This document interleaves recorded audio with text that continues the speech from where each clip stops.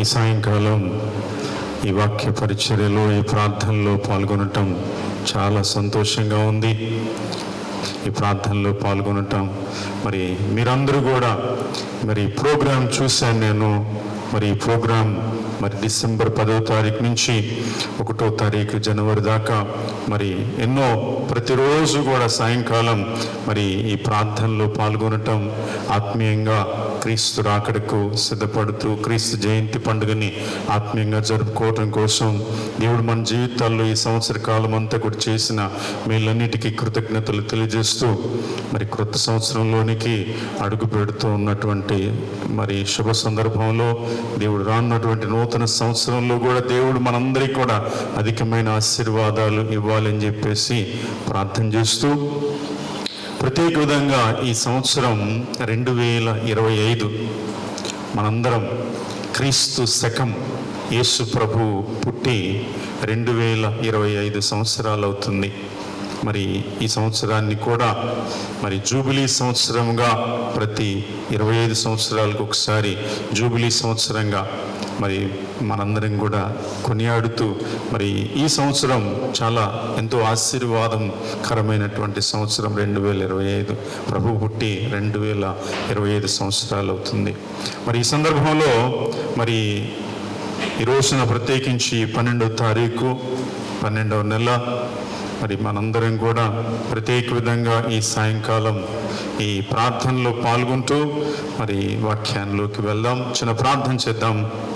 మహోన్నతుడ, కృపామయుడైన తండ్రి, నీ పరిశుద్ధ నామమునకు స్తోత్రములు తెలియజేస్తూ, ప్రభా నీవు ఈ సంవత్సర కాలం అంతా కూడా నీ దీవెనలతో ఆశీర్వాదాలు ఇచ్చి మమ్మల్ని అందరినీ కూడా కంటికి రెప్పవలే నీ రెక్కల నీడ కింద భద్రంగా కాచి కాపాడినందుకు స్తోత్రములు తెలియజేస్తూ, ప్రత్యేక విధంగా ఈ సాయంకాలం మరి నీ నామాన్ని స్తుతిస్తూ ఆరాధిస్తూ ఈ యొక్క పండుగ దినాలలో ప్రత్యేక విధంగా నీవు మా అందరినీ కూడా ఆత్మీయంగా నీ వాక్యముల ద్వారా బలపరుస్తూ, మేమందరము కూడా నీ యొక్క జన్మదినాన్ని ఆత్మీయంగా జరుపుకొనటానికి ఈ క్రిస్మస్ దినాల్లో మమ్మందరినీ కూడా ప్రత్యేక విధంగా దీవిస్తూ మమ్మలను మా కుటుంబాలని దీవించి ఆశీర్వదించండి. ప్రభు యేసుక్రీస్తు నామములో ప్రార్థిస్తున్నాము తండ్రి, ఆమేన్. Praise the Lord. హల్లెలూయా. ఈరోజు మనం ధ్యానం చేస్తున్నటువంటి అంశం, ముందుగా చెప్పినట్లు నిర్గమకాండం 23వ అధ్యాయం 1వ వచనాన్ని మరి చదివి వినిపిస్తాను. 23వ అధ్యాయం 1వ వచనం: మీరు కళ్ళ మాటలు పుట్టింపరాదు, అన్యాయపు సాక్ష్యం పలుకుటకై దుష్టునితో చేయి కలపరాదు. మరి ఇవ్వబడినటువంటి మాటలో పుకార్లు, నిషేధం అనేటటువంటి అంశం మీద ధ్యానం చేస్తున్నాం. ప్రియ దేవుని బిడ్డలారా, తెలుగులో మనందరికీ తెలిసినటువంటి సామెత ఉంది, నోరు మంచిదైతే ఊరు మంచిది అవుతుంది అని. మరి మనందరి నోరు మంచిని మాట్లాడితే ఆ ఊరంతా కూడా మంచిలాగానే ఉంటుంది. కొన్ని ఊర్లలో మనందరం కొన్ని ఊళ్ళ గురించి చెడుగా చెప్పుకుంటూ ఉంటాం. పలానా ఊరా, పలానా ప్రాంతమా, పలానా దేశమా. మరి ఆ దేశానికి వెళ్ళాలంటే కొంతమంది భయపడతారు, ఆ ప్రాంతానికి వెళ్ళాలంటే భయపడతాం, ఆ ఊరు వెళ్ళాలంటే భయపడతాం, ఇంకా కొన్ని కుటుంబాలకు వెళ్ళాలంటే భయపడతాం, లేదా కొంతమంది వ్యక్తులతో మాట్లాడాలంటే భయపడతాం. ఎందుకు అంటే వాళ్ళ నోరు మంచిది కాదు, ఆ ఊరు మంచిది కాదు, ఆ ప్రాంతం మంచిది కాదు, ఆ దేశం మంచిది కాదు అని చెప్పేసి మనందరం కూడా ఒక రకమైనటువంటి అభిప్రాయం మన మైండ్లో ఏర్పడుతుంది. ఈ రోజున పుకార్లు అనేటటువంటి మాట వాక్యంలో అయితే కళ్ళ మాటలు పుట్టింపు రాదు, న్యాయపు సాక్ష్యం పలుకుటకై దుష్టునితో చేయి కలపరాదు అనేటటువంటి మాట. దావీదైతే కీర్తన 39 1వ వచనంలో ఆయన దేవునికి ప్రార్థన చేసుకుంటున్నాడు. ఏమని ప్రార్థన చేసుకుంటున్నాడంటే, దేవా, నాలుగుతో నేను పాపం చేయకుండా, నాలుగుతో నేను పాపము చేయకుండా నన్ను ఆశీర్వదించు అని చెప్పేసి ఆయన ప్రార్థన చేసుకుంటున్నాడు. మరి ప్రియ దేవుని బిడ్డలారా, నాలుక చాలా చాలా మరి మంచిది. నాలుక మరలా ఇంకొక ప్రక్కన దాన్ని సరిగా వినియోగించుకోకపోతే అది ఎంత ప్రమాదకరమైనటువంటిదో ఈ రాత్రి మనందరం కూడా బైబిల్ వాక్యముల ద్వారా ధ్యానం చేసుకుందాం. అందుకే ఒక భక్తుడు ఈ విధంగా నాలుగు విషయం గురించి పాడుతున్నాడు. ఏమంటున్నాడంటే, తాకుము నా నాలుకను నిన్నే స్తుతించాలి యేసయ్యా, నిన్నే స్తుతించాలి. మాయైన ఈ లోకములో పడిపోకుండా నన్ను కాయుమయ్యా. మాయైన ఈ లోకములో పడిపోకుండా నన్ను కాయుమయ్యా. నీదు వాక్యము ప్రకటింపా, నీ ఆత్మతో నన్ను అభిషేకించు. నీదు ప్రకటింపా, నీ ఆత్మతో నన్ను అభిషేకించు. అందరూ కూడా ఒకసారి మన చేతిని మన పెదవుల పైన పెడుతూ దేవుణ్ణి అడుగుదాం. దావీదు ఎట్లా అయితే, ప్రభా ఈ నాలుగుతో నేను చెడు మాట్లాడకుండా మరి మంచిని మాట్లాడేటటువంటి కృపని నాకు దయచేయని చెప్పేసి అడుగుకున్నాడో, మనము కూడా ఈ నాలుకని శుద్ధి చేయమని చెప్పేసి, ఈ నాలుకతో మంచిని మాట్లాడేటటువంటి వ్యక్తులుగా, ఈ నాలుకతో దేవునికి సాక్ష్యం ఇచ్చేటటువంటి వ్యక్తులుగా, మాయైనటువంటి లోకంలో పడిపోకుండా మనందరం కూడా దేవుని చేత అభిషేకింపబడినట్లుగా మనందరం. కాబట్టి దేవుడు మనందరికి కూడా నాలుక ఇచ్చాడు. ఈ నాలుకతో మంచి మాట్లాడాలి, మంచిని చేసేటటువంటి విధంగా సాయపడేటట్టుగా చేసుకోవాలి. కానీ పుకార్లు, అబద్ధ సాక్ష్యాలు, మోసాలు చేసేటటువంటి విధముగా ఈ నాలుకని మనం వినియోగించుకోకూడదు. ఈ నాలుక ఎంత ప్రమాదకరమైనటువంటిదంటే, ఒక చిన్న అబద్ధం, ఒక చిన్న పుకారు కుటుంబాలని నాశనం చేస్తుంది. బాగుగా ఉన్నటువంటి భార్యాభర్తలను విడగొట్టేటట్టుగా చేస్తుంది. బాగుగా ఉన్నటువంటి అత్త కోడళ్ళ మధ్య చిచ్చు పెడుతుంది. బాగుగా ఉన్నటువంటి అన్న తమ్ములన్న జీవితాలని నాశనం చేస్తుంది. బాగుగా ఉన్నటువంటి వ్యక్తుల జీవితాల్లో మరి తప్పుడు అభిప్రాయం కలిగేటట్లుగా చేస్తుంది. కాబట్టి నాలుక విషయంలో మరి మంచిని మాట్లాడేటటువంటి వ్యక్తులుగా దావీదు ఎట్లా అయితే ప్రార్థన చేసుకున్నాడో, ప్రతిరోజు కూడా మనం ప్రార్థన చేసుకోవాలి. ప్రియ దేవుని బిడ్డలారా, యెషయా ప్రవక్త తొలిసారిగా దేవుని చేత పిలువబడినప్పుడు ఆయన దేవుని దర్శనాన్ని చూస్తున్నాడు. దేవుని దర్శనాన్ని చూసిన తర్వాత ఆ దర్శనంలో ఆయన చూసినటువంటిది, దేవుడు ఎంతో పెద్ద వ్యక్తిగా కనిపించాడు. ఆయన వేసుకున్నటువంటి వస్త్రములు మరి ఈ భూప్రపంచాన్ని మొత్తాన్ని కూడా ఆవరించినట్లుగా, అట్లానే ఆయన పై భాగాన కింది భాగాన దేవదూతలు ఉండి వాళ్ళందరూ కూడా దేవుణ్ణి స్తుతిస్తూ, దేవుడు పరిశుద్ధుడు పరిశుద్ధుడు పరిశుద్ధుడు అని కుమారు దేవుణ్ణి స్తుతిస్తున్నటువంటి సందర్భంలో యెషయా భయపడ్డాడు. ఆ సన్నివేశాన్ని, ఆ దృశ్యాన్ని చూసి చాలా భయపడి ఆయన ఈ విధముగా దేవుణ్ణి మొరపెట్టుకొని ప్రార్థన చేస్తున్నాడు. ప్రియ దేవుని బిడ్డలారా, ఏమని ప్రార్థన చేస్తున్నాడంటే, యెషయా గ్రంథం 6వ అధ్యాయం 5వ వాక్యములో 6వ వాక్యములో, హా చెడితిని కదా, నా నోటి నుండి వెలువడినవన్నీ అపవిత్రమైనటువంటి మాటలే, అపవిత్రమైన మాటలు పలుకు ప్రజల నడుమ నేను వసించుచున్నాను. సర్వశక్తిమంతుడైన రాజును నా కన్నులతో చూచితిని కదా. ఏమనంటున్నాడు? అయ్యా, నా నోటి నుండి వెలువడినవన్నీ అపవిత్రమైనటువంటి మాటలే.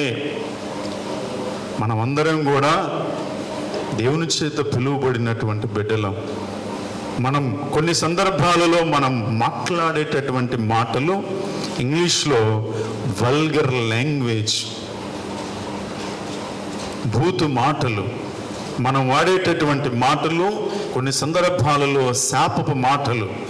ఎదుటివాడు నాశనము కావాలని, ఆవిడ నాశనము కావాలని మనందరం కొన్ని సందర్భాల్లో శపిస్తూ, అలానే చాలా సందర్భాలలో ఎన్నిసార్లు మనం మాట్లాడేటటువంటి మాటలు ప్రియ దేవుని బిడ్డలారా జ్ఞాపకం చేసుకోండి.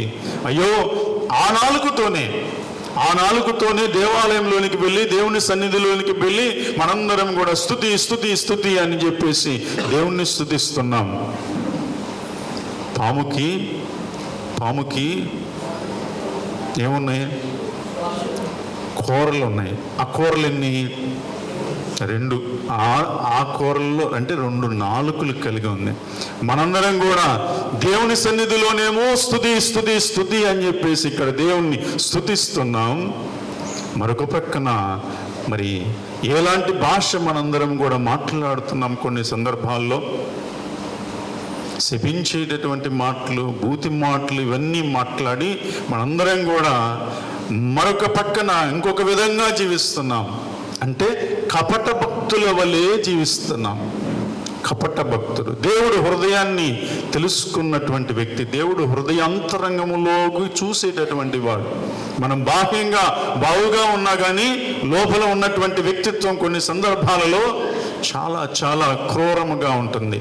కాబట్టి నాలుక అనేటటువంటిది ప్రియ దేవుని బిడ్డలారా మనందరం కూడా మంచిని మాట్లాడటానికి, మంచిని ప్రకటించటానికి, మంచిని చేసేటటువంటి విధముగా చేసేటటువంటి వ్యక్తులంగా మనందరం కూడా ఉండాలి.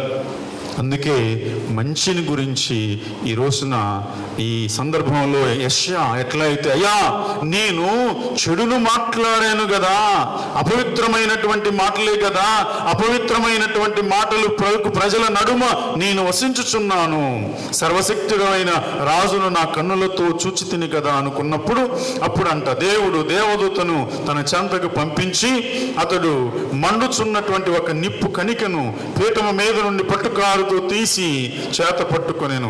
ఆ కణికను నా నోటి కంటించి, ఇది నా పెదవులకు సోకినది కనుక నీ పాపము తొలగిపోయినది, నీ దోషమునకు పరిహారం జరిగినది అని సందర్భంలో దేవుడు అతనితో మరి పరిశుద్ధపరుస్తున్నాడు నాలుకని. అలానే మన నాలుకను కూడా దేవుడు పరిశుద్ధపరచాలి.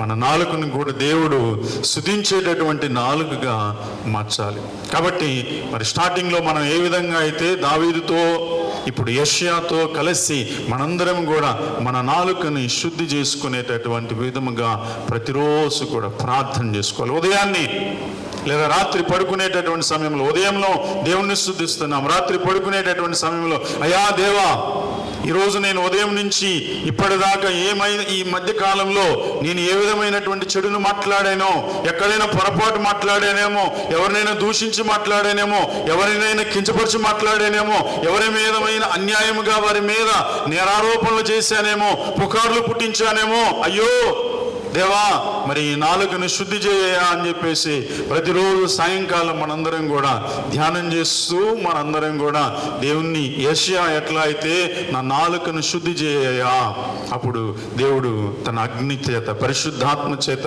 మన నాలుకని శుద్ధి చేస్తాడు. హల్లెలూయా, హల్లెలూయా. నిద్ర వస్తుందా? రావట్లేగా. ఇందాక ఇంగ్లీష్ గురించి రూపస్ గారు చెప్తున్నారు, తెలుగు గురించి చెప్తా ఉన్నారు. ఈ మధ్య అందరి పిల్లలు ఏ స్కూల్లో చదువుతున్నారు? English medium. అందరూ కూడా ఇంగ్లీష్ మీడియం. తెలుగు మీడియం చదివితే కొంతమంది అయ్యో అవమానంగా మరి ఫీల్ అవుతున్నారు. ఫీల్ అలా అవసరం లేదు. తెలుగు మీడియం, ఇక్కడ ఉన్నటువంటి మనందరం కూడా ఏ మీడియంలో చదివాం? అందరం కూడా తెలుగు మీడియంలోనే. చిన్నప్పుడు తెలుగు మీడియం చదివినా కానీ తర్వాత మరి చాలామంది ఈ రోజున పెద్ద పెద్ద వాళ్ళందరూ కూడా ఆ తెలుగు మీడియం నుంచి వచ్చే ఈ రోజున దేశాన్ని వెళ్తున్నారు, రాష్ట్రాలని వెళ్తున్నారు. మరి గొప్ప విషయం కాదా?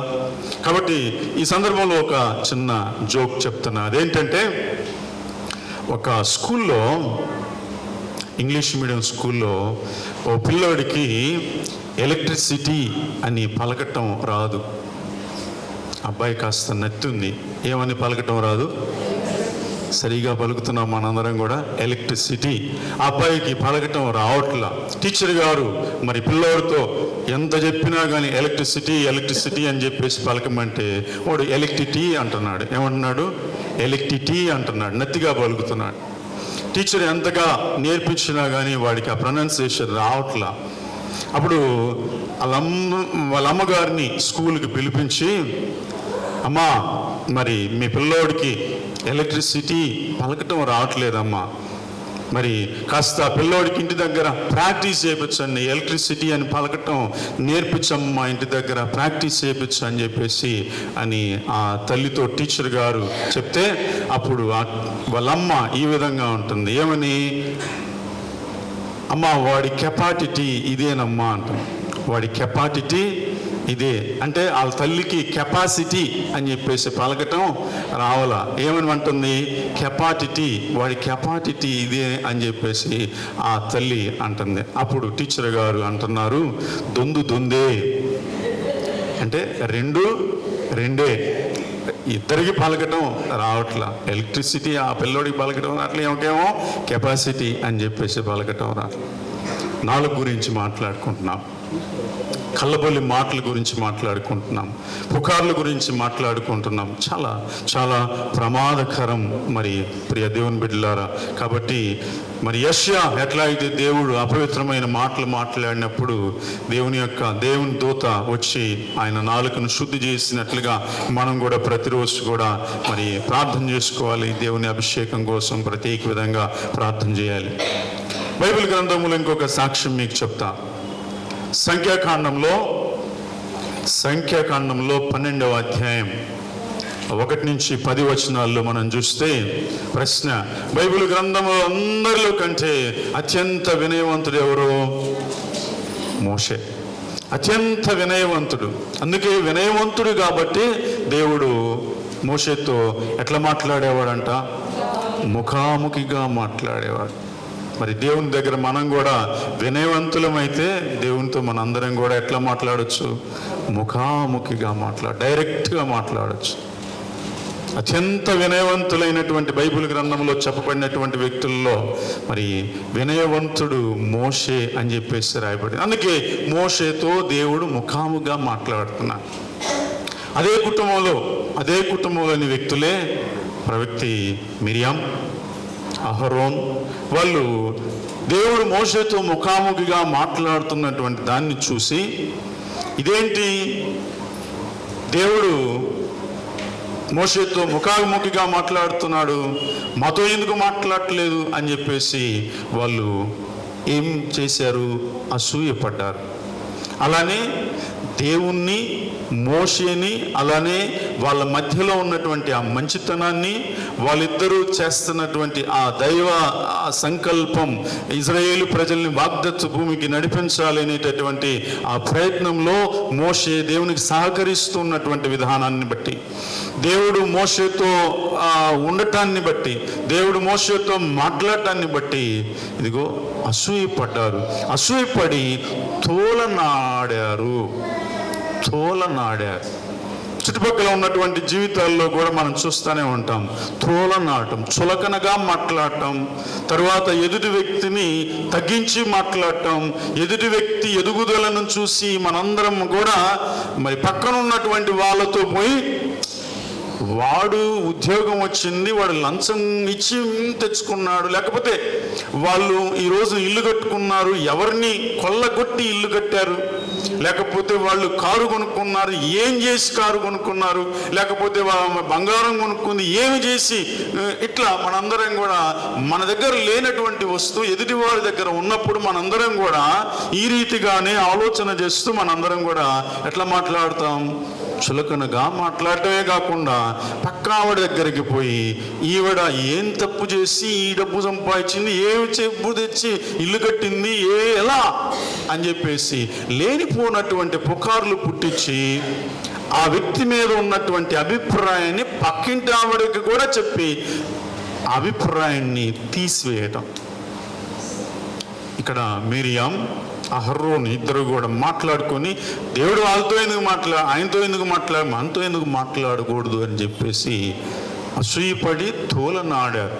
ఆ తోలనాడటం వలన ప్రియ దేవుని బిడ్డలారా, వాళ్ళు మంచిగా జీవిస్తే దేవుడు వారితో కూడా మాట్లాడతాడు, మనతో కూడా మాట్లాడతాడు.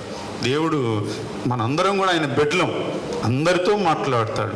అట్లా కాకుండా మనం అసూయపడటం. ఈ సందర్భంలో మరి మీ అందరికీ తెలుసు, మిరియాం జీవితం ఏమైపోయింది? కుష్ఠరోగిగా మారిపోయింది. ఆవిడ దేహం అంతా కూడా తెల్లగా అయిపోయింది. దేనివల్ల? దేవుణ్ణి మోషే వాళ్ళిద్దరి మధ్య జరుగుతున్నటువంటి ఆ ప్రేమని బట్టి, వాళ్ళ మధ్యలో ఉన్నటువంటి ఆ మంచితనాన్ని బట్టి, వాళ్ళిద్దరు మాట్లాడుకునే దాన్ని బట్టి మరి దేవుడు ఇక్కడ మిరియాంని శపించినట్లుగా చూస్తున్నాం ప్రియ దేవుని బిడ్డలారా. కాబట్టి మనందరం కూడా జాగ్రత్త సుమ, మనందరం నాలుకని సద్వినియోగపరుచుకోవాలి. మంచిని మాట్లాడే నిమిత్తమై దాన్ని వినియోగించుకునేటటువంటి విధముగా ఉండాలి. దేవుడు మనందరికి కూడా ఆజ్ఞ ఇచ్చాడు. ఎన్ని ఆజ్ఞలు? 10 ఆజ్ఞలు ఇచ్చారు. ఈ 10 ఆజ్ఞలలో మరి దేవుడు మనకిచ్చినటువంటి ఆజ్ఞలో 8వ ఆజ్ఞగా నిర్గమకాండం 20వ అధ్యాయం 16వ వచనం చదవండమ్మా. అక్కడ ఏం రాయబడిందో? 20వ అధ్యాయం 16వ వచనం. మీ పొరుగు వాని మీద అబద్ధ సాక్ష్యం పలకరాదు. చాలు. పొరుగు వానికి వ్యతిరేకంగా కూట సాక్ష్యము చెప్పరాదు అని చెప్పేసి ఇక్కడ రాయబడింది. ఇంకొక మాటలో అబద్ధ సాక్ష్యం పలకొద్దు అని రాయబడింది. ఇక్కడ కూట సాక్ష్యం, అబద్ధ సాక్ష్యం, తర్వాత ఎదుటి వ్యక్తిని పాడు చేసేటటువంటి సాక్ష్యం, దొంగగా తనంతో ఎదుటి వారిని జీవితాన్ని మరి మోసం చేసేటటువంటి విధముగా మనం జీవించటం సమయంలో దానియేలు కాలంలో, ప్రవక్త దానియేలు కాలంలో జరిగినటువంటి ఓ సంఘటన ధ్యానం చేద్దాం. దానియేలు ప్రవక్త కాలంలో సూసానా అనేటటువంటి ఒక స్త్రీ ఉంది. ఈవిడ విషయంలో జరిగినటువంటి సంఘటన ఈ సమయంలో జ్ఞాపకం చేసుకుందాం. కూట సాక్ష్యం, పుకార్లు పుట్టించి ఎదుటి వారిని నాశనం చేసేటటువంటిది విధముగా ఏ విధంగా కుట్రబన్నారో ఆనాటి న్యాయాధిపతులు లేదా పెద్దలు, ఇదిగో ఈ సుసానా అనేటటువంటి స్త్రీని చూసి వాళ్ళు ఏ విధంగా మోహించి ఆవిడని వశం చేసుకొని ఆవిడతో పాపం చేయాలి, తర్వాత ఆవిడ అందగత్తె, ఆవిడ జీవితంతో చలగాటం ఆడి ఆవిడని మరి మరణశిక్షకు గురి చేసేటటువంటి విధముగా వాళ్ళు చేసినటువంటి ప్రయత్నం చూస్తున్నాం. దానియేలు గ్రంథంలో 13వ అధ్యాయం. ఆ గ్రంథం మొత్తంలో కూడా, ఆ అధ్యాయం మొత్తంలో కూడా ఈ అమ్మాయి గురించి రాయబడింది. ఎవరు ఆమె? సుసానా. ఈ సుసానా గురించే రాయబడుతూ ఉంది. ఆవిడ ఎలాంటి వ్యక్తి అంటే మరి వివాహం చేసుకున్నటువంటి స్త్రీ, తర్వాత చాలా అందగత్తె, యవన ప్రాయంలో ఉన్నటువంటి ఆవిడ.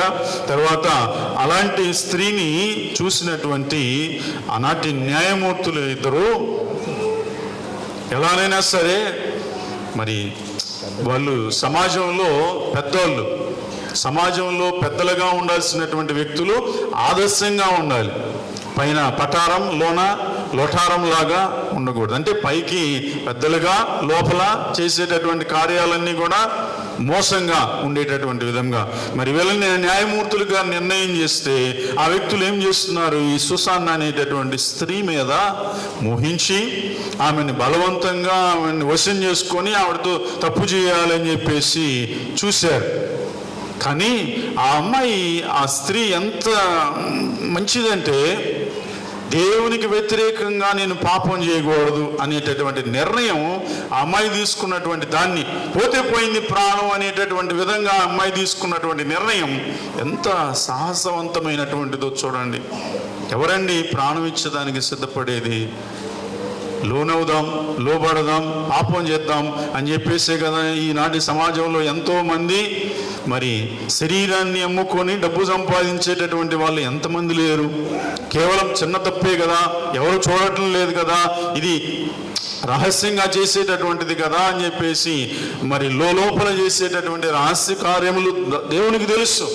కానీ ఈ సూసన్న ఎలా దేవునికి మొరపెట్టి ప్రార్థన చేస్తుందో ఆశ్చర్యం కల్పించేటటువంటి విషయం దానియేలు గ్రంథం 13వ అధ్యాయం 22-23 వచనాల్లో చూస్తున్నా. సూసన్న నిట్టూర్పు విడుస్తూ, నేను ఎరకాటమున చిక్కి తిని, నేను మిగులు లొంగి తినేని, వ్యభిచార దోషమునకు నాకు మరణదండన విధింతురు.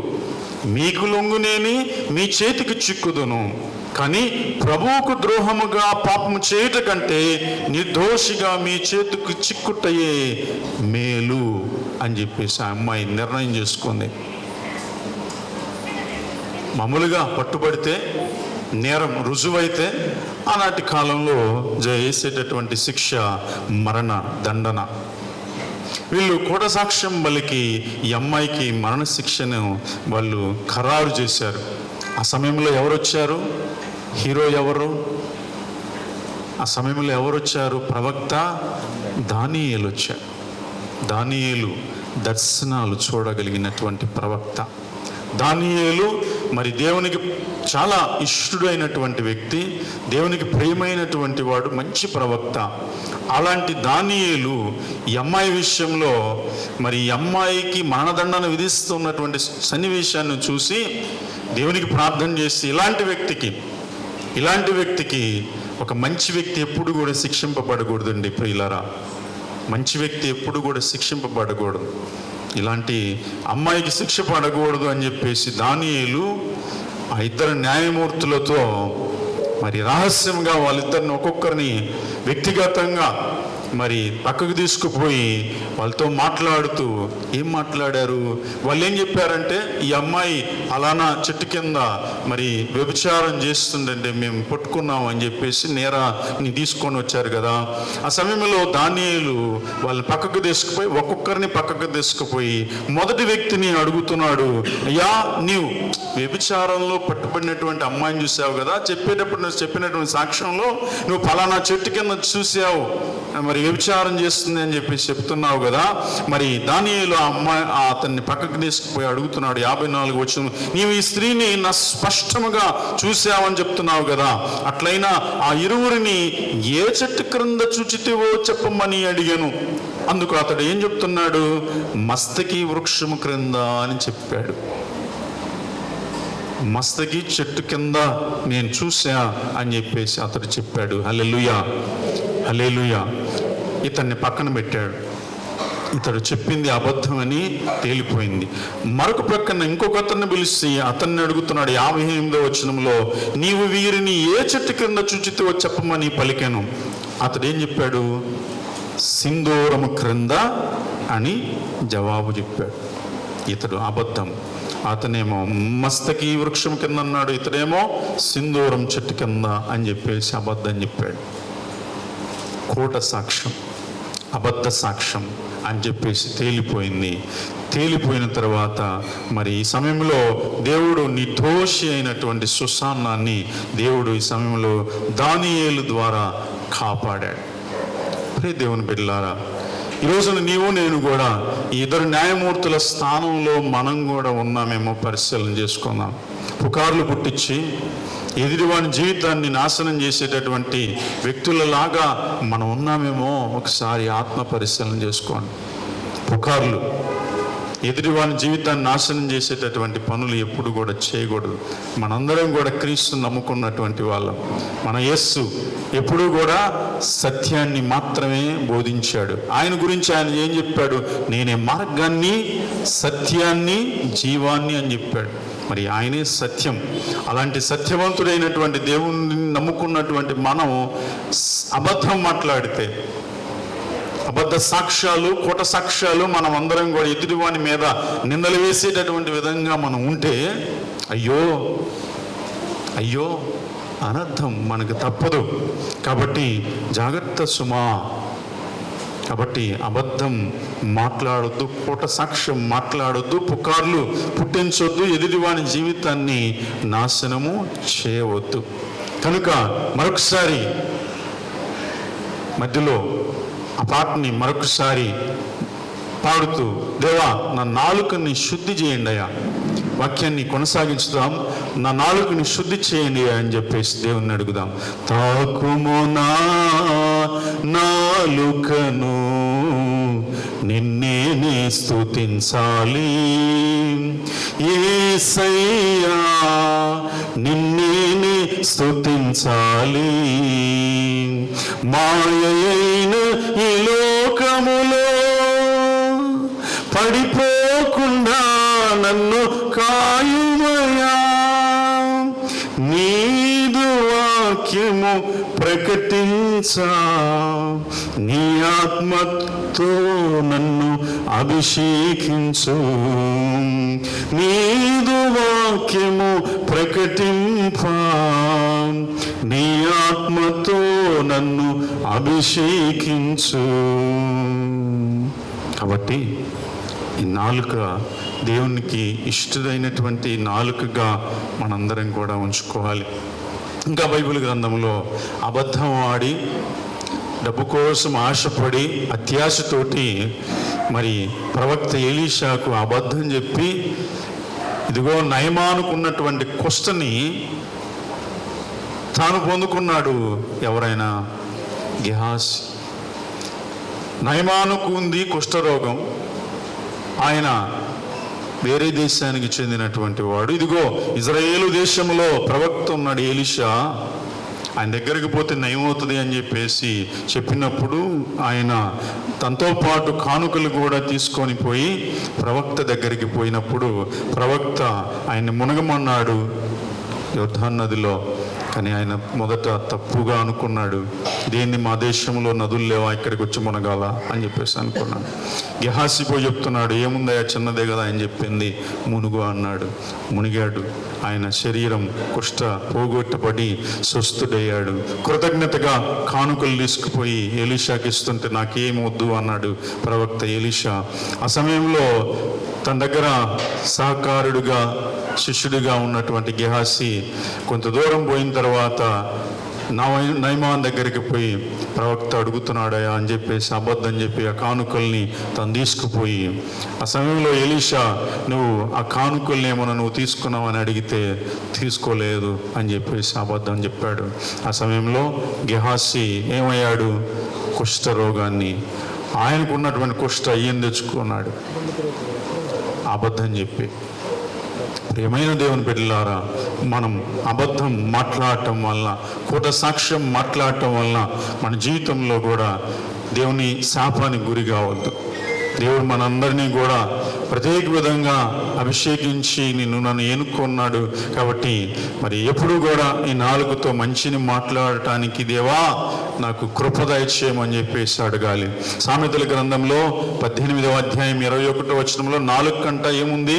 జీవముంది, మరణము కూడా ఉంది. జీవ మరణాలు నాలుక ఆధీనములో ఉన్నాయి. కాబట్టి మనం మంచి చేస్తే జీవాన్ని, మంచిని మాట్లాడితే జీవాన్ని పొందుకుంటాం, చెడుని మాట్లాడితే మరణాన్ని శాపంగా కొని తెచ్చుకుంటాం. కాబట్టి మరి కొన్ని విషయాల్ని చెప్పి ముగిస్తా. అందులో ఏంటంటే మనం నాలుకతో ఏం చేయాలంటే, సామెతల గ్రంథం 12వ అధ్యాయం 19వ వాక్యములో చదువుతాం. సామెతల గ్రంథం 12వ అధ్యాయం 19వ వచనం.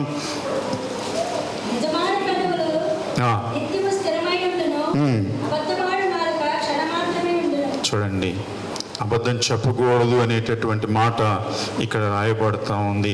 కనుక మనం నాలుకతో అబద్ధాన్ని, పుకార్లు, చెడు మాటలు మాట్లాడకూడదు. అదే సామెతల గ్రంథంలోనే 25వ అధ్యాయం 18వ వాక్యంలో చదువుతాం. 25వ అధ్యాయం 18వ వాక్యం. తన పొరుగువాని మీద కోట సాక్ష్యం పలుకువాడు.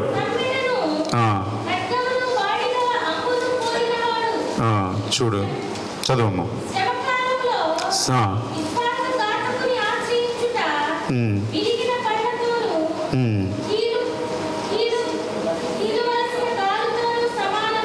కాబట్టి తోటి వారి మీద అబద్ధ సాక్ష్యములు చెప్పువాడు కత్తి వలె, గద వలె, వాడి బాణము వలె చాలా హానికరుడు.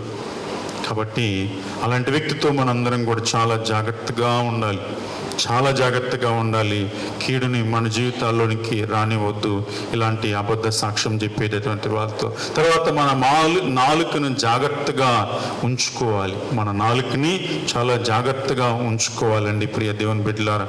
ఇదే సామెతల గ్రంథంలోనే సామెతలు మరి సొలొమోను రాజుగారు మరి ఎంత జ్ఞానవంతుడు. ఆయన కోరుకున్నటువంటిది ఏంటి? దేవుడి దగ్గర నుంచి జ్ఞానమే కదా.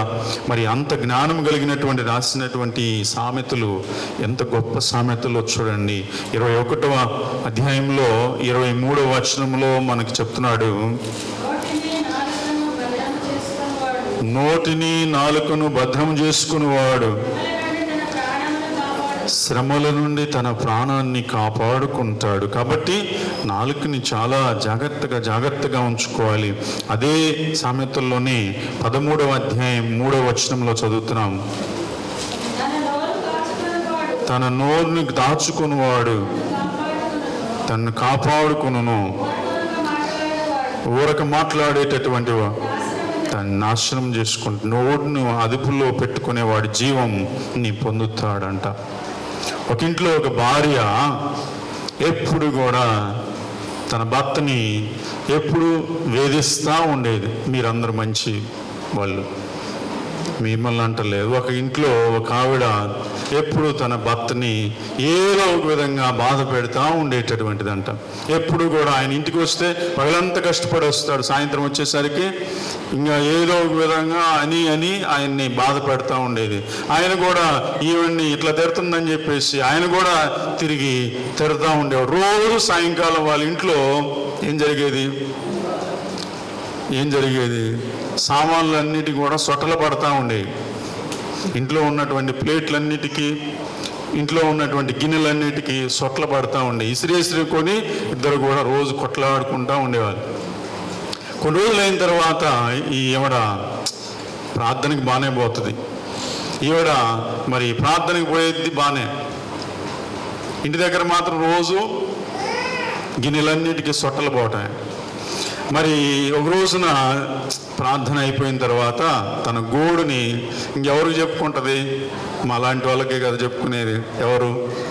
పాస్టర్ గారికి, ఫాదర్ గారికో ఆ గోడుని ఆవిడ చర్చి అయిపోయిన తర్వాత ఆవిడ పునీతురాల్లాగా, పరిశుద్ధురాల్లాగా పాస్టర్ గారి దగ్గరికి పోయి చెప్పిందంట, పాస్టర్ గారండి, నా భర్త రోజు నన్ను తెగ తిడుతున్నాడు, చాలా తిడుతున్నాడు, మరి రోజు ఇంటి దగ్గర పెద్ద గొడవే అవుతుంది అని చెప్పాడు.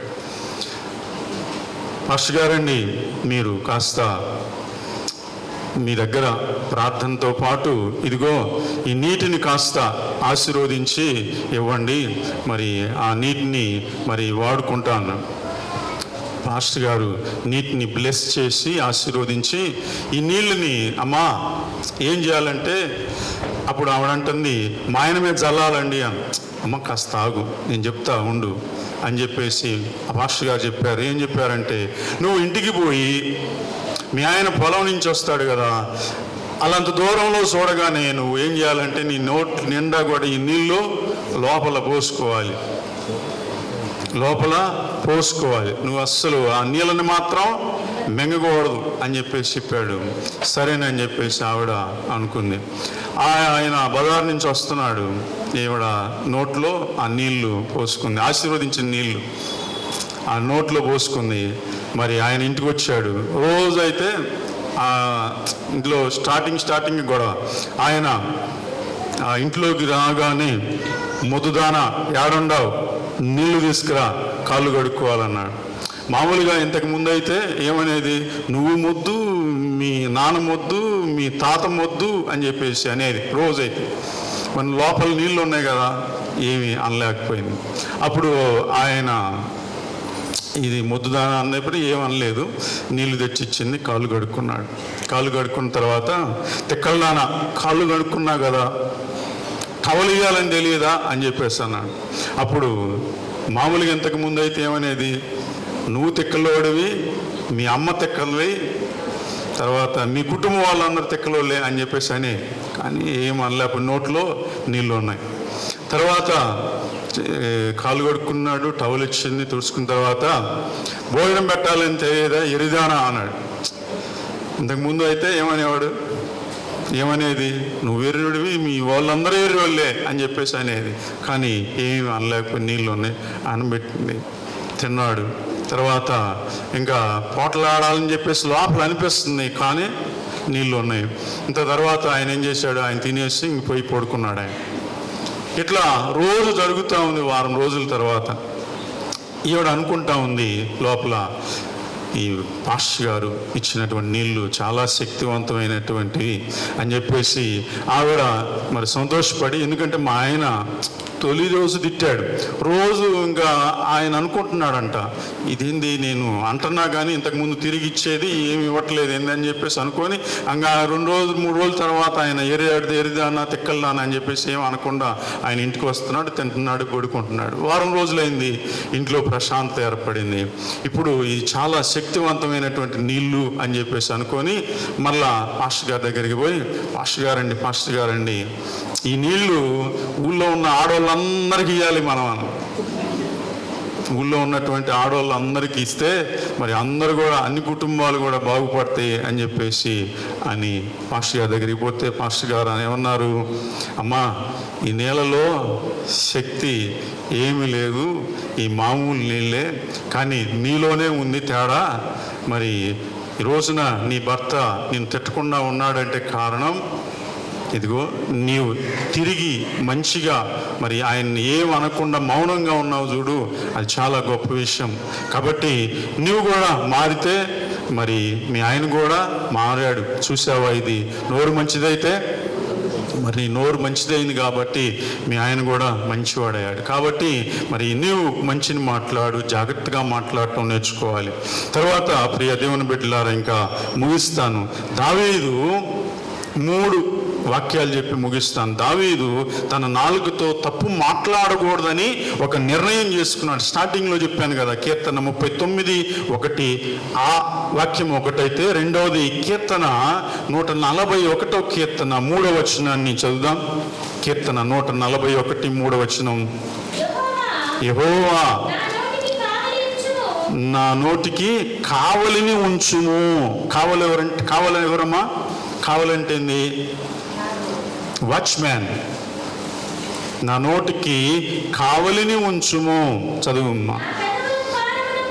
నా పెదవుల ద్వారమునకు గస్తీని నియమింపుము. ప్రభువు నా నోటికి కావలి పెట్టుము, కావలిని పెట్టు, నా పెదవుల వాకిట గస్తీని నియమించుము అని చెప్పేసి మరి దావీదు చెడు మాట్లాడకూడదని, నా నాలుకకి ఎప్పుడయ్యా తొందరగా దొర్లి మాట్లాడేటటువంటి మాటలు నా నోటి నుండి రాకుండా ఉంచయ్యా అని చెప్పేసి ప్రార్థన చేస్తున్నాడు. నా పెదవుల దగ్గర ఒక గస్తీని పెట్టు, దేవదూతను పెట్టు, చెడుని మాట్లాడకుండా ఉండేదాని నిమిత్తమై. కీర్తన 35:28 వాక్యం. కీర్తన 35:28 వాక్యం, నా నాలుక నీ నీతిని గూర్చియో నీ కీర్తిని గూర్చియో దినమెల్లా దేవుణ్ణి స్తుతించేటటువంటి నాలుకగా ఉండాలయ్యా. ఇప్పుడు అర్థమైందా మనందరికీ దేవుడు ఈ నాలుకను ఎందుకు ఇచ్చాడో? మరి చూస్తున్న 35వ కీర్తనలో 28వ వాక్యంలో, దేవా నీవు నీతిమంతుడవని నాకు తెలుసు, రోజంతా నిన్ను స్తుతించి కీర్తింతును. రోజంతా నిన్ను స్తుతించి కీర్తింతును. దావీదు అందుకే దినమునకు 7 మార్లు దేవునికి ప్రార్థన చేసి దేవునికి వందనాలు చెప్పేవాడు. కాబట్టి మరి విన్నటువంటి వాక్యాన్ని మీరందరూ కూడా అర్థం చేసుకొని, మరి పుకార్లు, తర్వాత చెడు మాటలు, అబద్ధ సాక్ష్యములు, తర్వాత ఎదుటివారి జీవితాన్ని నాశనం చేసేటటువంటి మరి అలాంటి కల్లబొల్లి మాటలు మనం ఎప్పుడు కూడా మాట్లాడకుండా సత్యమును మాట్లాడేటటువంటి దైవ బిడ్డలుగా మన జీవితాన్ని ఆశీర్వదించమని దేవుణ్ణి ప్రతిరోజు కూడా ప్రార్థన చేస్తూ, స్తోత్రము ప్రభువా, సాయంకాల సమయంలో మమ్మందరినీ కూడా ఒక కుటుంబంలాగా ఇక్కడ సమావేశపరిచినందుకు స్తోత్రములు తెలియజేస్తూ, క్రీస్తు జయంతి పండుగని ఆత్మీయంగా జరుపుకునే నిమిత్తమే మేమందరం కూడా ఏర్పాటు చేసుకున్నటువంటి దినములలో నీ ఆశీర్వాదమును మా అందరికీ కూడా దయచేసి, ప్రభువా పుట్టినరోజు నీది, నీ పుట్టినరోజుకి విలువైనటువంటి శ్రేష్టమైనటువంటి కానుక నా హృదయాన్ని నీకు సమర్పించాలి. లోకములో వ్యక్తులలాగా కాకుండా ఆత్మీయ వెలుగు బిడ్డలుగా మేమందరం కూడా నీ పుట్టినరోజుని ఆత్మీయంగా జరుపుకునే కృపను మాకు దయచేయండి. సమయంలో నన్ను, నా కుటుంబాన్ని, మా భర్తని లేదా భార్యని, కుటుంబంలో ఉన్న కుమార్ని, కుమార్తెని, తల్లి తండ్రిని, అత్తని, కోడల్ని, కుటుంబంలో అక్క చెల్లిని, అన్న తమ్ముడిని అందరినీ కూడా ఆశీర్వాదంతో నింపుతూ ప్రభా సమయంలో మమ్మందరినీ కూడా దీవించి ఆశీర్వదించండి. కాపరి రూపస్ గారిని, మా భాగ్యలక్ష్మి గారిని, తర్వాత ఇబ్రహీం గారిని ప్రత్యేక విధంగా నీకు సమర్పిస్తూ ప్రార్థన చేస్తున్నాం. దేవా, భూలక్ష్మి గారిని ప్రభు వారిని, వారి కుటుంబ సభ్యులను కూడా దీవించండి. ఈ సమయంలో ఎంతసేపు కూర్చొని వారు కూడా ఈ ప్రార్థనలో పాల్గొంటున్నారు. వాళ్ళ మంచి మనసును బట్టి, సహృదయాన్ని బట్టి వారి కుటుంబాలను దీవించండి. వాళ్ళ పరిచర్యలో, వారి సేవలో, వారి పనులలో, వాళ్ళ ప్రయాణాల్లో, వారి కుటుంబ జీవితంలో మీరు ఎప్పుడూ కూడా ఉండండి దేవా. నాయకుడిలాగా, నావికుడిలాగా, బోధకుడిలాగా, స్నేహితుడిగా ఉండి వారి జీవితాలని ఆశీర్వాదంతో నింపండి. మంచి ఆరోగ్యం ఇవ్వండి దేవా. వారి భవిష్యత్తు ప్రణాళికలు, ఆలోచనలన్నీ కూడా దీవెనగా చేస్తూ దీవించండి దేవా. అలానే సంఘమును ఆశీర్వాదంతో నింపండి దేవా. రూపస్ గారిని దీవిస్తూ వారి ఆలోచనలు, వాళ్ళ ప్రార్థనలు, ఆయన చేస్తున్న పరిచర్యలో మీరు ఎప్పుడు కూడా తోడుగా ఉండి తనని, తన కుటుంబాన్ని దీవించండి. అలానే ఇక్కడ మరి నిన్ను స్తుతించడానికి మరి చక్కగా సంగీతాన్ని అందజేస్తున్న మరి బిడ్డల్ని ఆశీర్వాదంతో నింపుతూ, ఇంకా దేవుని బిడ్డల్ని నీ సన్నిధిలో నడిపిస్తూ స్తుతించేటటువంటి ఒక గొప్ప భాగ్యం సంగీతము ద్వారా మరి పరిచర్య చేస్తుండగా వారిని దీవించండి. అలానే దేవాలయంలో మరి ఉన్నటువంటి బిడ్డలందరినీ, ఇక్కడ పనిచేస్తున్న పరిచర్య చేస్తున్న వారిని, అలానే ఈ రోజున పుట్టినరోజు జరుపుకుంటున్నటువంటి బిడ్డల్ని సమర్పిస్తున్నా దేవా. ఆనంద్ అనేటటువంటి బిడ్డ జన్మదినం ఈ రోజున ఆ కుమారుని దీవించండి అయ్యా. ఆ కుమారునికి మంచి ఆశీర్వాదాలు ఇచ్చేయండి. ఇలాంటి పుట్టినరోజులు అనేకంగా చేసుకోవడానికి దీవించండి. మంచి ఆరోగ్యంతో, దీర్ఘాయుషుతోటి దీవించండి. కుటుంబంలో ఉన్నటువంటి బిడ్డలు సురేష్, వారి సతీమణి మణి, వాళ్ళ బిడ్డలు వినయ్, కరుణ, ప్రియ, శ్యామ్ కుమార్, యేసురత్నమ్మ, వారందరినీ కూడా దీవించి ఆశీర్వదించండి. అలానే ఈ రోజున మరి జ్ఞాపకం చేసుకుంటూ మరి పురి సామ్రాజ్యం ఎలిజబెత్ అమ్మ గారిని ప్రభు నీ సన్నిధిలోనికి చేర్చుకొని పరలోకవాసుల సమూహంలో చేర్చండి. కుటుంబ సభ్యులు రామారావు, బంధుమిత్రులు ప్రార్థన చేయమని కోరుతున్నారు. వారి ఉద్దేశమును ఆశీర్వాదంగా చేస్తూ మమ్మందరినీ కూడా ఆశీర్వదించమని యేసు నామములో ప్రార్థించి వేడుకొనుచున్నాము తండ్రి, ఆమేన్. ప్రభు యొక్క ఆశీర్వాదాన్ని కోరుతాం. పితా, పుత్ర, పరిశుద్ధాత్మదేవుడు మనందరినీ, మన కుటుంబాల్ని ప్రభు సదా దీవించి కాపాడుదురుగాక, ఆమేన్.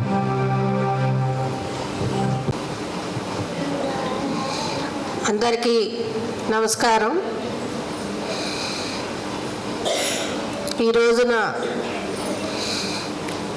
గత 10వ తారీఖు నుంచి 1వ తారీఖు వరకు కూడా మీరందరూ ప్రార్థన కార్యక్రమాలు ఏర్పాటు చేసుకొని ప్రతిరోజు కూడా ఆ దైవ సన్నిధిలో మనతో పాటు మన చుట్టూ ఉన్న వారందరూ కూడా బాగుండాలి, అందరి జీవితాల్లో ఆనందాలు నింపాలని ప్రతి ఒక్కరోజు కూడా మీరు ప్రేయర్ చేస్తూ ప్రతి ఒక్కరిని కాపాడమని ఆ దైవాది దేవుణ్ణి వేడుకుంటూ ప్రతిరోజు కూడా ప్రార్థనలు చేయడం చాలా ఆనందించదగ్గ విషయం. అలాగే ఈరోజు మమ్మల్ని కూడా ఇక్కడ ఆహ్వానించడం, అలాగే మేము కూడా మీ అందరితో పాటు ప్రతిరోజు మీరు చేసే ప్రేయర్స్ని మేము ఇక్కడికి రాలేకపోయినా కూడా తెలుసుకుంటూనే ఉంటాము. ఏం జరుగుతుందో కూడా ప్రతిరోజు మీరు చేసే ప్రేయర్స్ అన్నీ కూడా మీకోసమే కాదు, మాకు ఇంటి దగ్గర ఉండే వారి కోసం కూడా అని మేము మర్చిపోలేము ఎప్పటికీ. అలాగే నా జీవితంలో చిన్నతనంలోనే భర్త చనిపోయినా కూడా ఎక్కడ ఏ లోటు లేకుండా నా జీవితంలో మా వారు ఏర్పాటు చేయగలిగారంటే అది ఆ దేవుని కృప అని నేను అనుకుంటున్నాను. ఎందుకంటే 14 సంవత్సరాలు మా వివాహ జీవిత కాలం గడిచింది. అయినా కూడా నేను బయటకు వెళ్లకుండా జీవించగలిగే స్థితిలో నన్ను ఉంచగలిగారంటే నిజంగా మా వారికి ధన్యవాదాలు. ఆ దేవుని కృప ఆయన యందు ఉంది. ఏ చర్చి నిర్మాణానికి కానివ్వండి, ఏ గుడి నిర్మాణానికి కానివ్వండి, ఎవరు వచ్చినా కూడా ముందుండి దానం చేసే విషయంలో నాకంటే గొప్పగా నేను చాలా చిన్నగా చేస్తానని నేను అనుకుంటున్నాను దాన ధర్మాల విషయంలో. కానీ మా వారు ఎవరు వచ్చినా కూడా లేదనకుండా చాలా పెద్ద మొత్తాల్లో దాన ధర్మాలు చేసుకుంటూ చేయడం వల్లనే మేము ఈ రోజున ఈ స్థాయిలో ఉన్నామని నేను భావిస్తున్నాను. ఎందుకంటే తనంలోనే 18 ఇయర్స్ టైంలోనే నాకు మ్యారేజ్ చేసిన మా భర్త చనిపోయే టైంకి నాకు 32 ఇయర్స్ ఉంటాయి అంతే. అయినా కూడా ఎక్కడ ఇబ్బంది పడకుండా ఈ రోజున సమాజంలో మా పిల్లలిద్దరినీ చదివించుకొని, ఎంతోమంది చిన్నపిల్లలు ఎలా బ్రతికించుకుంటుందని ఇబ్బందులు పడుతుందేమో అనుకున్నా కూడా సమాజం కూడా నాకు తోడుగా నిలిచింది. ఎక్కడ ఎవరు నన్ను ఇబ్బంది పెట్టకుండా అందరూ సోదర భావంతో నన్ను చూసుకోబట్టి, కుటుంబాల్లో కానీ బయటికి వెళ్ళినప్పుడు కానీ ఎక్కడైనా కూడా మనం ఉండే తీరును బట్టి మన సమాజం మనకి ఏది ఇస్తుందో, మనం నడుచుకునే తీరును బట్టి మనకు సమాజం ఇస్తుందని నేను నేర్చుకున్నాను. అదే ఇప్పుడు పాస్టర్ గారు చెప్పినట్టు నోరు మంచిదైతే ఊరు మంచిదవుతుందని, మనం నడుచుకునే తీరును బట్టి కూడా సమాజం మనల్ని చూసే తీరు మారుతుందని కూడా నేను భావిస్తున్నాను. ప్రతి ఒక్కరు కూడా నా పేరు భూలక్ష్మి కదా, మీకు తల్లిదండ్రులు పెట్టిన పేరుకు తగ్గట్టుగా మీరు ఓర్పుగా సహనంగా ఉంటారని ప్రతి ఒక్కరూ అంటూ ఉంటారు. అలాగే జీవితంలో ప్రతి ఒక్కరు కూడా ఓర్పు సహనంతో ముందుకెళ్ళినట్లయితే నోటి నుంచి వచ్చే భాషతోనే మనిషికి గౌరవం కానీ మర్యాద కానీ, మనిషి ప్రవర్తనను బట్టి మనిషిని అంచనా వేసే విధానంలో కూడా మార్పు ఉంటుందని ప్రతి ఒక్కరూ గుర్తుపెట్టుకోవాలి. ప్రేయర్కి వచ్చినప్పుడు మాత్రమే ప్రేయర్ చేసి ఇంటికి వెళ్ళిన తర్వాత నోటితో మాట్లాడే మాటలు వేరుగా ఉండకూడదు, ఎప్పుడూ మంచిగానే ఉండాలని మీ అందరికీ తెలుసు. కానీ కూడా మాకు తెలిసిన చిన్న చిన్న మాటలు తెలియజేయడానికి మీ ముందుకు రావడం జరిగింది కాబట్టి చాలా గర్వంగా ఫీల్ అవుతున్నాను. ఈ రోజున మీ మధ్యకు వచ్చి మీతో మాట్లాడడం కానివ్వండి, ప్రేయర్ చేసే విషయంలో రూఫస్ గారు, అలాగే జినకాకా నుంచి వచ్చిన ఫాస్టర్ గారు కానివ్వండి, చాలా సంతోషంగా అనిపించింది. రాగానే పవిత్రమైన గ్రంథం ఎదురుగా ఉండేసరికి నా మనసు పులకరించిపోయింది. చూడగానే మనస్ఫూర్తిగా నాకు మంచి జరగాలి, నా చుట్టుపక్కల ఉన్న వారందరూ కూడా మంచి జరగాలనే భావంతో నేనుంటాను. మనందరం కూడా అలా ఉంటేనే సమాజం బాగుంటుందని ప్రతి ఒక్కరికి తెలియజేస్తూ నాకు ఈ అవకాశాన్ని ఇచ్చినందుకు ధన్యవాదాలు తెలియజేస్తూ. థ్యాంక్ యూ రూపస్ గారు. Thank you very much Bhulakshmi గారు.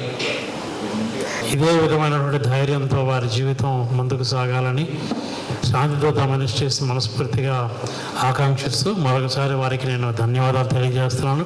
సంఘం కూడా మీ గురించి ప్రార్థన చేస్తుందమ్మా, తప్పనిసరిగా మీకు అండగా ఉంటుంది. ఒకసారి చప్పట్లు పెట్టి వారికి అభినందనలు తెలియజేస్తాను. Thank you very much.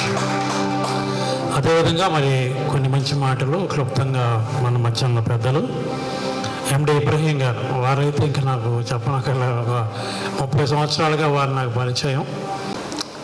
ఈరోజు క్రిస్మస్ ఉత్సవాలు మరియు నూతన సంవత్సర స్వాగత ప్రత్యేకంగా సభాధ్యక్షులైనటువంటి కొలికిపూడి రూపస్ గారికి, మరి పాస్టర్ గారికి వచ్చినటువంటి పాస్టర్ గారికి, స్వచ్ఛ భారత డైరెక్టర్ రాష్ట్ర డైరెక్టర్ భూలక్ష్మి గారికి ప్రత్యేకంగా, ఈ ప్రార్థనా మందిరంలో విచ్చేసినటువంటి సోదర సోదరులందరూ కూడా ప్రత్యేకంగా క్రిస్మస్ శుభాకాంక్షలు తెలియజేసుకుంటూ, సమాజమే దేవాలయం, ప్రజలే దేవుడు, ఏ కులమైనా ప్రజలందరూ కూడా మనకు సందేశం పాస్టర్ గారు మరి రూపస్ గారి వల్ల నాకు ఇక్కడ ఆహ్వానించి ముఖ్య అతిథిగా పిలిపించారు. ప్రత్యేకంగా వారి తరపున మరి పాస్టర్ గారి వాళ్ళ సందేశం ఇచ్చారు. చరిత్రలో లేనటువంటి నాకు 70 సంవత్సరాలు 60 సంవత్సరాలు ప్రజా జీవితంలో సంబంధాలు ఉన్నాయి. ప్రత్యేకంగా నాలుక గురించి విశిష్టమైనటువంటి సందర్భాలు తెలియపరిచారు. వారికి ప్రత్యేకంగా రూపస్ గారి ద్వారా ప్రత్యేక అభినందన తెలియజేసుకుంటూ, నూతన సంవత్సరానికి అందరూ కూడా క్రిస్మస్ పండగ సెమీ క్రిస్మస్ సందర్భంగా శుభాకాంక్షలు తెలియజేసుకుంటూ, మరి కొలికిపూడి రూపస్ గారు చరిత్రాత్మకంగా 30 సంవత్సరాలు, నాకు 40 సంవత్సరాలు పైచరులుగా సన్నిహితులుగా, శ్రేయభిలాషులుగా, కుటుంబ సభ్యులుగా ఉన్నటువంటి రూపస్ గారికి వారి కుటుంబం ఎంతో మరి విలువైంది. ఈ పార్క్ రోడ్లోనే కొలికిపేటి వారి వీధి ఉంది. ప్రతి సంవత్సరం కూడా క్రమం తప్పకుండా క్రిస్మస్ని క్రమం తప్పకుండా ఈ 10వ తారీఖు నుంచి ఈ 1వ తారీఖు వరకు ఈ సమావేశం నిర్వహించడం ఎంతో కష్టతరం. అయినా ప్రజల కోసం, గ్రామం కోసం, అభివృద్ధి కోసం మరి క్రీస్తు సందేశాన్ని పేద ప్రజలకు తీసుకెళ్తున్నటువంటి వారికి ప్రత్యేకంగా అభినందనలు తెలియజేస్తుంటూ, భూలక్ష్మి గారి తండ్రి గారు అయినటువంటి మాస్టర్ గారు నాకు సన్నిహితులు, శ్రేయభిలాషులు. వారి భర్త అయినటువంటి అంకవరప్రసాద్ గారు, నేను రాష్ట్ర యువత చేశాను, జిల్లా యువత చేశాను. యువతలో ఉండి అనేక కష్ట నష్టాలు గురయ్యి భారీగా పేదలందరికీ సాయం చేసినటువంటి అంకవరప్రసాద్ లేనప్పుడు కూడా స్వచ్ఛ భారత్ తరపున ఆమెకి డైరెక్టర్గా ఉంది. స్వచ్ఛ భారత్ ఉన్నా లేకపోయినా అంకితభావంతో పనిచేస్తూ మరి మహిళలందరూ కూడా ఈ నియోజకవర్గంలో కుట్టు మిషన్లకి వందలాది వేలాది కుట్టు మిషన్లకి ట్రైనింగ్ ఇప్పిస్తున్నట్టు ఆమెకి ప్రత్యేకంగా అభినందనలు తెలియజేసుకుంటూ, ఫాస్టర్ గారికి మరీ ప్రత్యేకంగా అభినందనలు చేస్తూ ఈ కార్యక్రమానికి దేవాలయం వచ్చిన అందరికీ కూడా అభినందనలు మరి క్రిస్మస్ తెలియజేసుకుంటూ వందనాలు తెలియజేస్తూ సెలవు తీసుకున్న. జై హింద్. అదేవిధంగా మనం కార్యక్రమంలో కొంచెం ముందుకు వెళ్ళిపోదాం. ఈరోజు మనకి శుభాకాంక్షలు తెలియజేసిన కుటుంబాలు, 2 కుటుంబాలు, వారు కూడా గ్రీటింగ్స్ తెలియజేస్తారు. మరి పడమట సురేష్ వారి కుటుంబం నుంచి ఒకరు, అదేవిధంగా రుద్రు బుర్రి రామారావు గారు, ఈ 2 కుటుంబాలు మనకి శుభాకాంక్షలు తెలియజేస్తారు. అనే శీర్షిక కింద ఉన్న వ్యాసంలో ఒక అద్భుతమైన వాక్యం నన్ను ఆకర్షించిందండి. ప్రేమ కూడా యుద్ధం వంటిదే. దానికి కొనసాగింపుగా, దానికి అన్వయింపుగా అనేకమైన విలువైన విషయాలు అందులో ఉన్నాయి. అందరూ చదివే ఉంటారు. ఆ చదివేది నాకు అనిపించిందంటే కేవలం నా భావన మాత్రమే. ఆధ్యాత్మికత కూడా ఒక యుద్ధం వంటిదే. దేవుని సన్నిధిని చేరుకోవడం లక్ష్యంగా విశ్వాసం, శాంతి, సహనం అనే మానసిక ఆయుధాలతో చేసే యుద్ధం వంటిదే. భౌతిక ఆయుధాలతో చేసే యుద్ధంలో అలసట వస్తుందేమో, కానీ ఈ ఆధ్యాత్మిక యుద్ధం చేసే కొద్దీ శక్తినిస్తుంది, చేసిన వారందరికీ గెలుపునిస్తుంది. మరి ఈ భావన కలిగిన తర్వాత నా ఎదురుగా ఉన్న ఆధ్యాత్మిక యోధులైన మీరందరూ నాకు ఆత్మీయ బంధువులవటం నా అదృష్టంగా భావిస్తున్నాను. నేను ఒకరినైనందుకు సంతోషపడుతున్నాను. అలాగే ఈ ఆధ్యాత్మిక యుద్ధంలో ప్రతి ఆదివారము, ప్రతి బుధవారము, ప్రతి 2వ శనివారము, ప్రతి నెల 12వ తారీఖున మనకు శిక్షణ ఇస్తూ, అలాగే ప్రతి సంవత్సరాంతంలో ఇలాంటి ప్రత్యేకమైన ఆరాధన కార్యక్రమాల ద్వారా ప్రత్యేకమైన పతాక స్థాయి శిక్షణ ఇస్తూ మనల్ని నిరంతరం ఆధ్యాత్మిక యోధులుగా తీర్చిదిద్దుతూ ఆ మార్గంలో మనల్ని ముందుకు నడిపిస్తున్న మన ఆధ్యాత్మిక తల్లిదండ్రులైన రూపస్ గారి దంపతులకు కృతజ్ఞతలు తెలియజేసుకుంటున్నాను. అలాగే మంచి అద్భుతమైన సందేశం ఇచ్చిన వక్త గారికి కృతజ్ఞతలు తెలియజేసుకుంటూ, మనకి శుభాకాంక్షలు తెలియజేయడానికి వచ్చిన గౌరవ అతిథులకు కృతజ్ఞతలు తెలియజేసుకుంటూ, ఈరోజు పుట్టినరోజు జరుపుకుంటున్న ఆనందకు జన్మదిన శుభాకాంక్షలు తెలియజేసుకుంటూ, అందరికీ క్రిస్మస్ మరియు నూతన సంవత్సరం ముందస్తు శుభాకాంక్షలు తెలియజేస్తున్నానండి. Thank you.